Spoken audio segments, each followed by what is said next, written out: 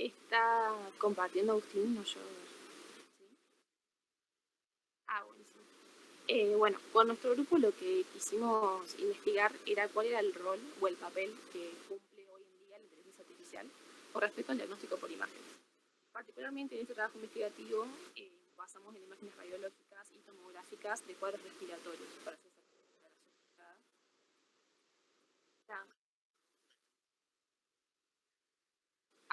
¿Se escucha muy bajo? Ahí se escucha mejor. Si apago la cámara y hablo más cerca del micrófono. Bien.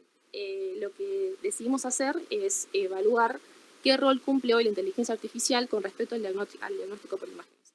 Particularmente imágenes radiológicas y tomográficas en este trabajo y de cuadros respiratorios.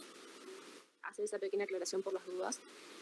Decidimos usar una plataforma que se llama X-Ray GPT, que es una especie de extensión de ChatGPT, que bueno, es paga por mes, pero hicimos un trial de 30 días que es free, porque bueno, si no había que pagar en dólares. Y esto, ¿por qué lo aclaro? Porque quizá no es la plataforma con mayor recolección de datos, quizás si uno recurre a una plataforma que es mucho más evolucionada, mucho más sofisticada, los resultados pueden ser más satisfactorios, más esperanzadores. Pero bueno, como tenemos bajos recursos, recurrimos a esta porque era económica. Aunque también está ChatGPT normal, ¿no? Que también se puede usar, entre otras. Lo que tratamos de evaluar era la eficacia y el rendimiento de la inteligencia artificial a la hora de presentarle una imagen radiológica o tomográfica para ver si podía hacer un diagnóstico clínico certero. Y si no lo podía hacer de entrada, darle un poquito más de información, de datos del caso clínico, a ver si llegaba al diagnóstico correcto. A su vez, lo que hicimos fue hacer un formulario de Google y se lo presentamos a un par de profesionales que están ejerciendo, con diferentes especialidades, por supuesto. Le hicimos las mismas preguntas en el mismo orden a ver qué es lo que contestaban.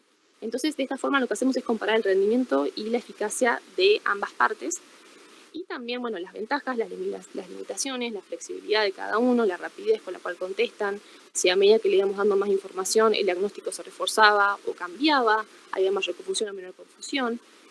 Y también, por supuesto, evaluar las características éticas de profesionales, particularmente de los médicos profesionales ya recibidos. Bueno, eso sería principalmente lo que sería la introducción y los objetivos que quisimos presentar en este trabajo. Para poder llevar a cabo este trabajo, con mis compañeros buscamos 4 casos clínicos de patologías pulmonares que sean representativos y que además tengan las imágenes de las patologías. Y una vez que obtuvimos toda la información, en una primera instancia se le dio a la inteligencia artificial únicamente la imagen para evaluar qué diagnóstico realizaba en un primer momento, y posteriormente se le fue dando como en paquetes de información datos clínicos y paraclínicos de cada caso clínico, y ahí evaluamos si modificado, si se mantenía en el diagnóstico inicial. Una vez que tuvimos los resultados de la inteligencia artificial, los comparamos, como mencionó mi compañera, con los diagnósticos que realizaban profesionales de la salud, los cuales obtuvimos los diagnósticos de estos a partir de un Google Form en el cual se presentaba los datos con la misma metodología. Primero la imagen con 4 respuestas o diagnósticos presuntivos, y a medida que iban pasando las preguntas se iban agregando más datos clínicos y paraclínicos para ver el diagnóstico final que realizaban. En cuanto a los casos clínicos, el primer caso clínico se trataba de una mujer de 73 años con EPOC, en el cual presentaba aspergilosis pulmonar invasiva. Y bueno, ahí se puede observar la radiografía que tenía el caso, y cada complemento es como el paquete de información que se le iba agregando a medida que iban dando un diagnóstico presuntivo.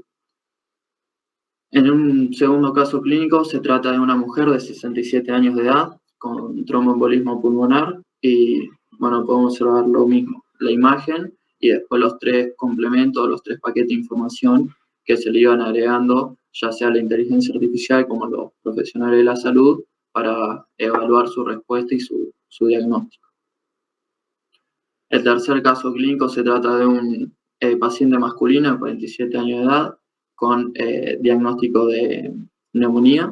Y bueno, ahí lo mismo que las anteriores, observamos la radiografía con los paquetes de información que se le dio. Y el último caso clínico que analizamos y que dimos para el diagnóstico es de una mujer de 31 años de edad que tiene como diagnóstico tuberculosis miliar. Bueno, en cuanto a los resultados, las imágenes de Google Forms son las contestaciones de los médicos. Podemos saber que en el primer caso solamente uno de los 4 médicos pudo contestar correctamente, y cuando se completó toda la información con los datos, obtuvimos resultados de hasta el 75% de contestaciones correctas. En este caso, la inteligencia artificial nunca llegó a un diagnóstico correcto, si bien en una primera instancia nos proporcionó información sobre la patología de base de la paciente, por ejemplo, que era una paciente con EPOC. Después se desvió por los datos clínicos hacia una posible infección por Mycobacterium tuberculosis. En el caso clínico número 2, todos los profesionales de salud llegaron a un diagnóstico correcto luego de brindarle toda la información, y la inteligencia artificial lo logró directamente cuando le agregamos el primer complemento. Caso número 3, los profesionales de salud tuvieron un rendimiento similar al caso anterior, en el cual en una primera instancia solamente un profesional destacó el diagnóstico correcto, y cuando se completó la información, el 100%. En cambio, la inteligencia artificial llegó al diagnóstico correcto cuando tuvo acceso también a todos los complementos que le brindamos. En el caso 4 pasó algo raro. Primero los profesionales se inclinaron por un enfisema, y posteriormente solamente 2 llegaron al diagnóstico de tuberculosis miliar. Si bien la inteligencia artificial en este caso como que logró aproximarse en el complemento número 2, cuando se lo agregamos, desvió su información hacia otras patologías que no correspondían a este caso. A su vez también que en este caso la radiografía por ahí no era muy representativa de la tuberculosis miliar, y por eso tanto los profesionales como la inteligencia artificial no pudo llegar a un diagnóstico concreto. Bueno, hay varios puntos que se deben tener en cuenta de los resultados. Por un lado tenemos la dependencia de información adicional, que se observa que la presencia diagnóstica mejora con la inclusión de datos complementarios, tanto para médicos como para la inteligencia artificial. En cuanto al rendimiento, los médicos en general mostraron un rendimiento mejorado al recibir información adicional. En cambio, la inteligencia artificial tuvo un desempeño como más inconsistente, donde en algunos casos no logró formular un diagnóstico correcto a pesar de tener todos los datos. Teniendo en cuenta la adaptabilidad, el segundo caso destaca la capacidad adaptativa de la inteligencia artificial, que mejoró su diagnóstico al recibir más información. Esto sugiere que la inteligencia artificial puede ser entrenada para aprender y ajustarse a estos nuevos datos, aunque no siempre lo logre con éxito. Bueno, en cuanto a la interacción entre la imagen y la información de los datos clínicos, en algunos casos, por ejemplo, en el caso clínico número 4, la dependencia de la imagen inicial para el diagnóstico resultó ser insuficiente. Esto indica que los médicos tienen que considerar múltiples fuentes de información y no pueden depender solamente de la imagen, especialmente cuando esta no es representativa. Y en el desempeño, déjala ahí, ¿no? Y en el desempeño, la variabilidad que hubo entre los médicos y la inteligencia artificial sugiere que la experiencia y el juicio clínico son elementos insustituibles para el diagnóstico. Y a pesar de que la inteligencia artificial puede complementar la evaluación, la experiencia humana sigue siendo fundamental. De todo esto, se concluye que la integración de la inteligencia artificial en el diagnóstico por imágenes puede ofrecer beneficios significativos, especialmente al complementarse con la experiencia y el conocimiento de los médicos. Para maximizar su eficiencia, es esencial garantizar que la inteligencia artificial tenga acceso a la información completa.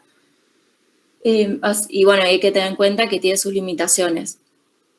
Pero bueno, la colaboración entre la tecnología y los profesionales de la salud puede ser clave para mejorar la precisión diagnóstica y la atención al paciente, así como el tratamiento también.